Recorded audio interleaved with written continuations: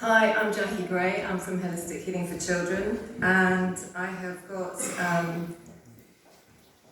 I would just like you to have a look at this slide. This is some of the experiences that children have in paediatric hospital, as you will know.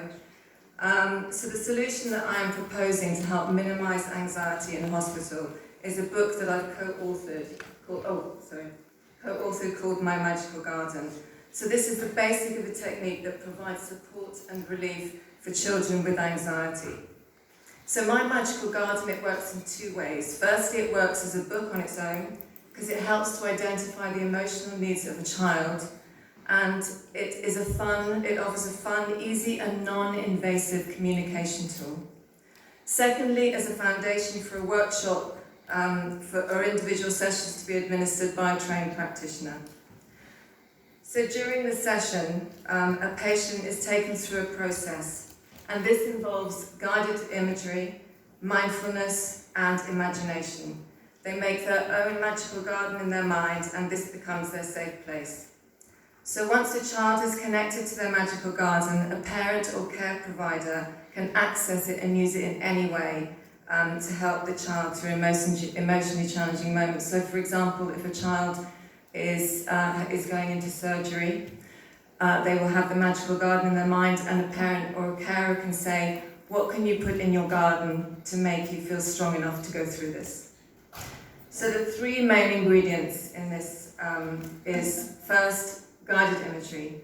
So this is a relaxation technique, and it uses positive mental images to influence how you feel. It's a mind-body intervention, it involves the five senses, and it can quickly calm the body and simultaneously relax the mind. The second ingredient is mindfulness. Mindfulness is about being in the present moment. It's about taking notice of how you're feeling, and it's slowing down and focusing on the present in an easy and relaxed way. Mindfulness is becoming increasingly available in hospitals, especially to help with pain and anxiety. The third technique is imagination. Imagination plays a number of important roles in mental health and can reduce anxiety when used in a positive way. The imagination is really powerful, and what a child thinks and imagines determines on how they react to events in their lives. Since our brains can't distinguish between real events and imagined ones, it's a great tool to promote relaxation and calm. This slide illustrates a real garden and the imagined one, and the outcome is the same. So in recent times, there has been a rise in scientific attention into the benefits of mindfulness. The number of randomized controlled trials involving mindfulness has jumped from 1 in 1995 to 97 to 11 from 2004 to 2006 to 216 from 2013 to 2015. A 2018 study conducted by Dr. Jay waded into the benefits of guided imagery on children with recurrent abdominal pain saw a 67% reduction in pain while they were during therapy. The trial concluded that the use of relaxation along with guided imagery is an effective and safe treatment for children with recurrent abdominal pain. Holmes' research in 2009 suggests the use of positive imagination in the daily life can reduce anxiety, increase positive effect, and be a buffer against depression. So the benefits and the possible outcomes. So for the child, it's going to help to reduce their anxiety with less stress. It's going to provide them with a safe mental place. It's very good for their emotional well-being. The child will always feel supported, and this will increase their resilience and their capacity to manage their emotions. It's going to help with them to communicate their feelings, and it gives a much closer connection to the care provider. For the parent, it's a great communication tool. It gives them a way to support and understand their child. It is great for their emotional well-being, and it creates a connection with the care provider and possibly other parents as well. For the hospital, it gives them a way to help the anxious child. It creates a less stressful environment, and because it's more child-centered, it gives stronger connection with patient and parent, and it's non-invasive. It gives a better understanding of patient fears and a way to help them. It's also, for the child, it's there for 24 hours, 7 days a week. It's there. So to implement the solution, Nominated staff will be trained to use the book in two separate ways. The first way is how to use the book on its own with a patient, and then how to teach the parents so that they can then support their child better. Secondly, they'll be trained in the technique and how to use it individually and for larger groups.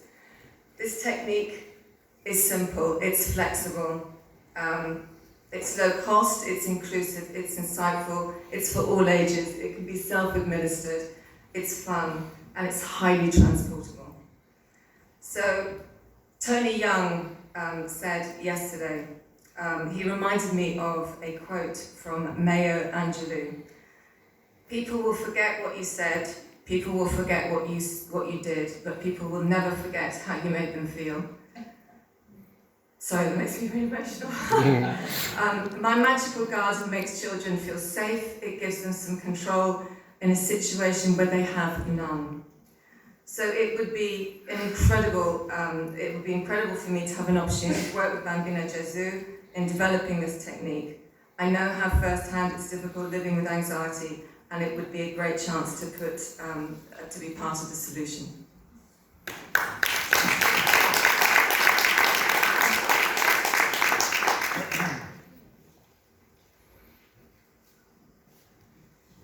Any experience already done with this technique, with a book or with the app or whatever? And second, do I understand correctly that when you have a small child, parents guide the game and suggest which kind of exercise they should do?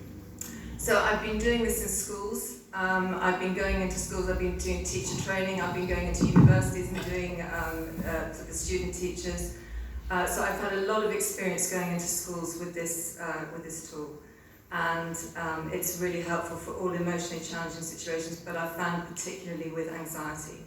I've now focused a lot on families, and I work a lot with families that have got children with anxiety, and it's proving to really help them. I don't have the data on this yet, but a trial is starting actually this month, which is very exciting, with Bath University and a school in England. So in 6 months' time, I'll have data that backs up the fact that this does work, that children's imagination can make them feel better. Sorry, your second question, what happens with children that can't read yet? Yeah, okay. Parents. So the idea of this is, it doesn't matter if they can read or write. The workshop that is this is basically, the book is a series of choices.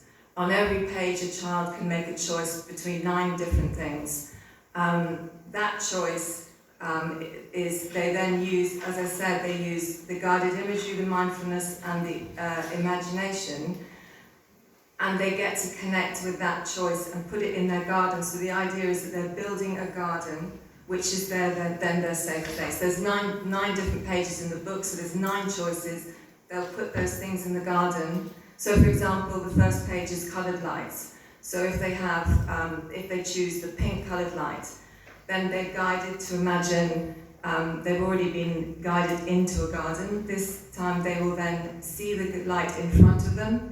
They will then be guided to walk with their eyes closed in their imagination, to walk to the light, to stand in it. Imagine how that light makes them feel, and connect with the force of the 5 senses. And then the beauty of the garden is it's magical. So you get the children to connect to the magic. What magic do they see in that light? And when they've done that with every single page, they've really connected. It's taken them about 40 minutes. So a child that can't read or write, it doesn't matter. It's all through guided imagery, mindfulness, and imagination. I have a very trivial question. So, for example, I was turning the pages and I was looking for the meaning of the image of the bear tree. Yeah. Okay, and is it your child needs a lot of love and nurturing? They will need a lot of individual attention, support, and opportunity to socialize more. So, this statement, where does it come from?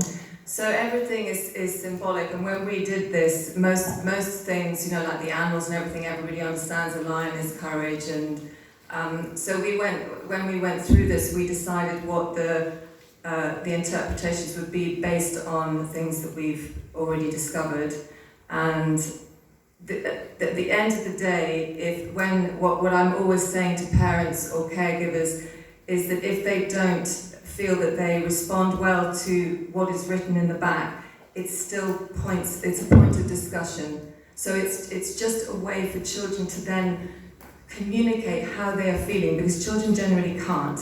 And so if you give that to them and they don't feel that that's necessarily accurate, or it is, it starts a conversation. If that's not how you feel, so how do you feel?